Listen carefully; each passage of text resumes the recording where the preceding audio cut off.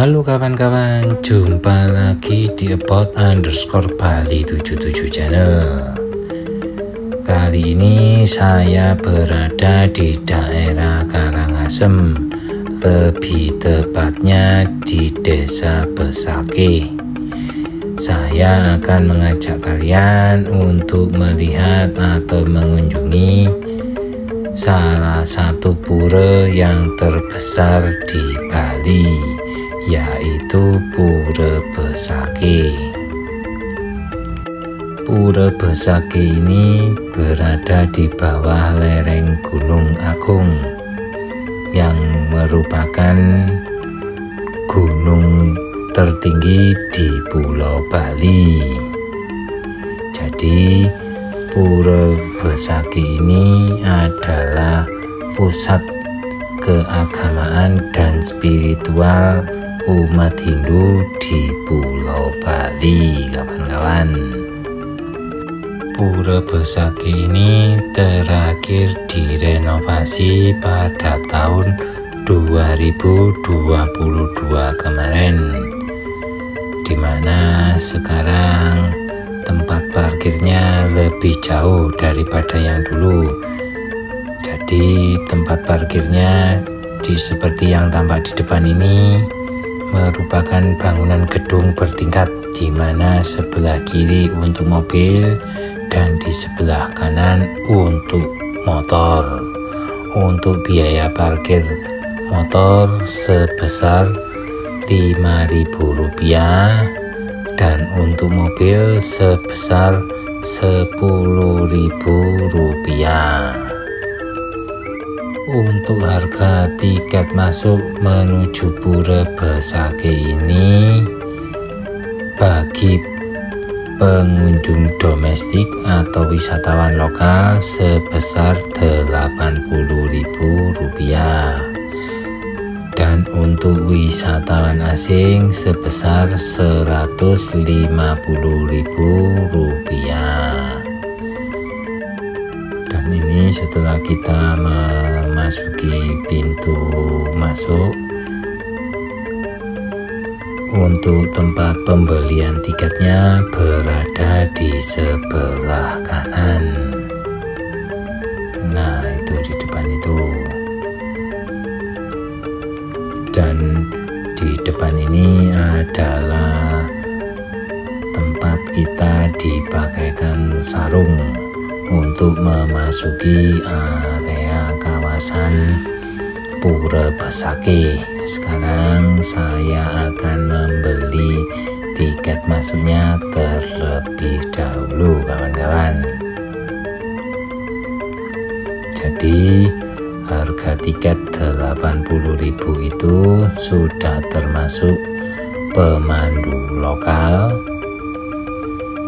dan shuttle bus untuk mengantar kita naik menuju ke area kawasan Pura Besake-nya. Kemudian kalau turun tidak ada kendaraan yang mengantar kita, jadi kita harus jalan kaki kalau turun.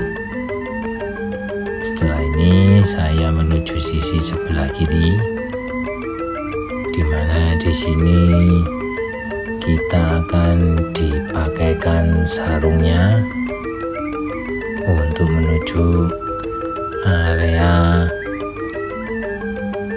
Pura Besake.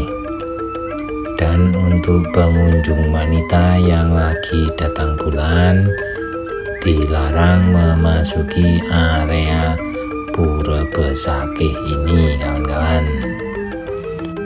Oh iya kawan-kawan, bagaimana kabar kalian pada hari ini?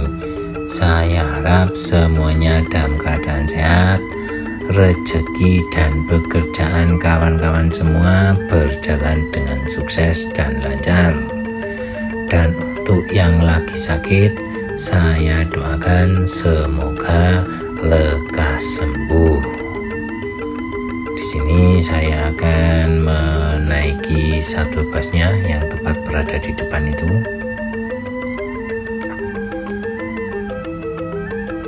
Shuttle bus ini mengantar kita naik menuju area pura Besakinya kawan-kawan, dimana di sebelah kiri dan kanan jalan banyak sekali kios-kios ataupun toko-toko yang menjual pakaian, pernak-pernik, kerajinan, lukisan khas Bali kawan-kawan. Jadi kalau turun nanti kita pasti melewati toko-toko yang berada di sebelah kiri dan kanan ini, dimana semuanya rata-rata menjual baju, kerajinan, kaos, pernak-pernik khas Bali. Sekarang saya akan mengajak kalian menuju ke pura yang berada di sebelah atas. Tampak di depan adalah shuttle bus yang mengangkut wisatawan asing, di mana shuttle bus di sini bebas polusi kawan-kawan karena berbahan bakar listrik. Saya tidak jadi menaiki shuttle busnya karena tadi sudah penuh, belum ada shuttle bus lagi yang datang. Maka dengan pemandu wisata saya ditawari memakai motornya saja agar tidak perlu nunggu terlalu lama. Oke kawan-kawan, sekarang saya sudah berada di Pura Batu Madeg yang merupakan salah satu pura yang berada di area komplek Pura Besaki, lebih tepatnya di sebelah utara Pura Penataran Agung. Pura ini dinamai dengan Batu Madeg itu karena di dalam pura ini terdapat sebuah batu yang berdiri tegak. Jadi dalam bahasa Bali disebut Batu Madeg, yang merupakan simbol pemujaan bagi Bathara Ida Ratu Sakti Watu Madeg, manifestasi dari Dewa Wisnu dalam sistem pemujaan Paksa Siwa Pasupata. Pura Batu Madeg ini juga merupakan salah satu bagian penting dari komplek Pura Besaki dalam sistem pemujaan Hindu di Pulau Bali kawan-kawan. Jadi di sini kita hanya diperbolehkan untuk merekam area luar pura saja. Untuk area dalam dilarang kawan-kawan, dikhususkan buat wisatawan ataupun umat Hindu yang mau berdoa. Jadi di sini bila mana kalian mau, kalian bisa berdoa. Setelah itu kita minum air suci dan mengisi kotak amal. Setelah itu kita diberi atau dipakaikan gelang tridatu. Tampak suasana Bali yang sangat kental sekali, ornamen-ornamen pura yang begitu indah sekali, tangga-tangga yang sangat tinggi yang merupakan ciri khas pura di Besaki ini kawan-kawan. Oke kawan-kawan, sekarang saya akan menuju ke area selanjutnya, yaitu Pura Gelap. Kenapa dinamakan Pura Gelap? Nama gelap dalam bahasa Kawi berarti kelap, yang mengacu pada petir atau kilat, sumber cahaya dan energi yang menerangi alam semesta. Jadi Pura Gelap ini melambangkan pusat sinar buana agung atau alam semesta. Pura Gelap ini berada di area yang lebih tinggi dan terbuka. Di sini kita bisa melihat pemandangan indah ke arah Gunung Agung dan area sekitarnya. Terlihat suasana yang cukup sunyi di sini, kawan-kawan. Dan ini adalah tangga naik menuju pura gelapnya. Tampak ornamen Hindu yang kental sekali di sini dan terlihat cukup kuno sekali. Dan ini adalah warisan budaya yang perlu kita pertahankan dan kita lestarikan. Oke kawan-kawan, sekarang saya akan mencoba menaiki puranya menuju ke atas. Kita lihat situasi dan suasana di area pura gelap ini. Tampak pengunjung di area pura Besakih yang lebih dominan wisatawan asing untuk saat ini. Dan ini adalah pemandangan di sekeliling area pura gelap ini. Dan di bawah juga ada wisatawan asing yang mau ke atas.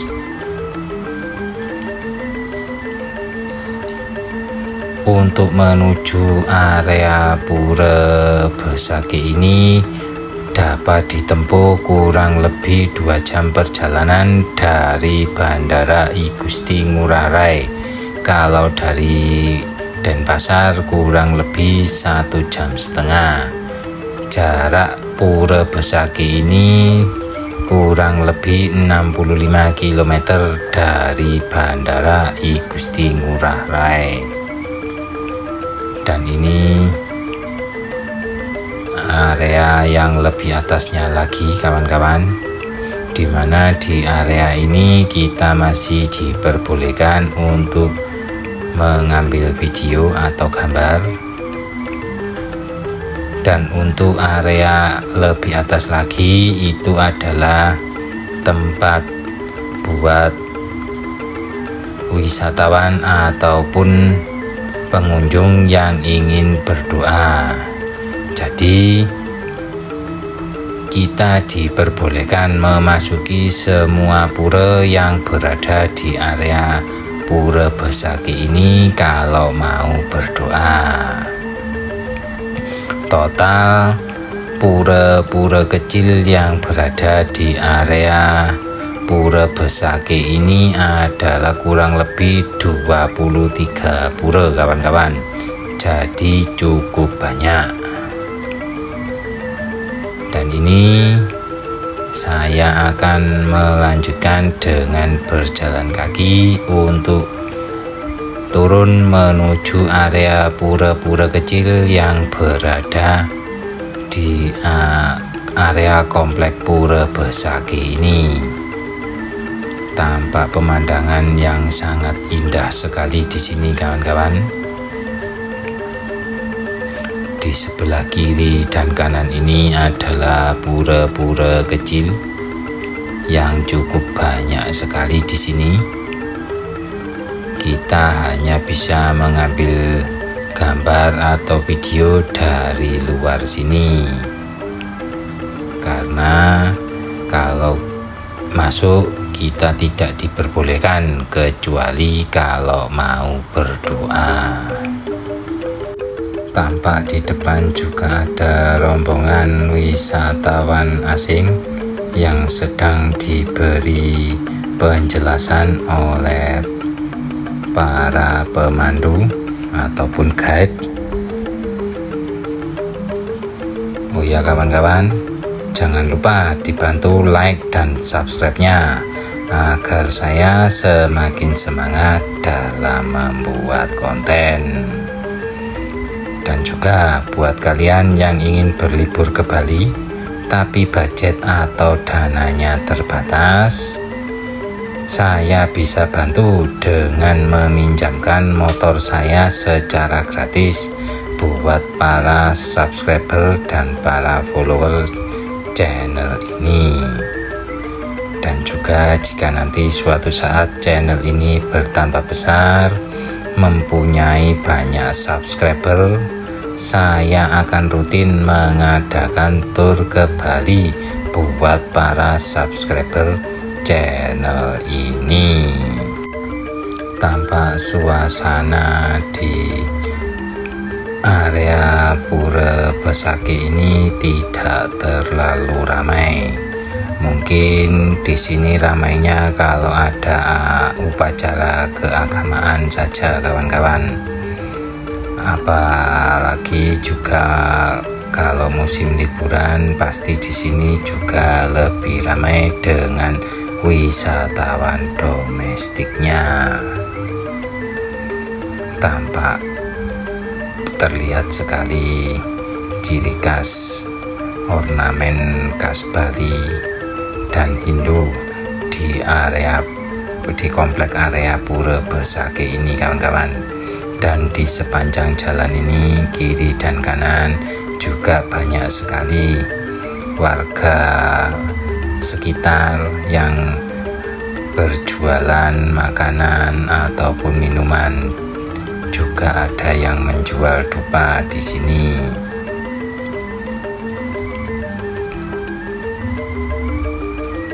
Oke, kawan-kawan, sekarang saya akan berjalan turun menuju ke bawah.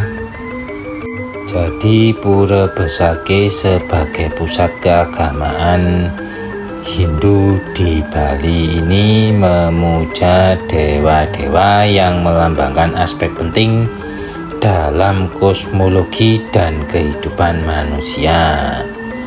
Berikut ini adalah makna dan simbolisme di balik setiap dewa yang disembah di Pura Besakih.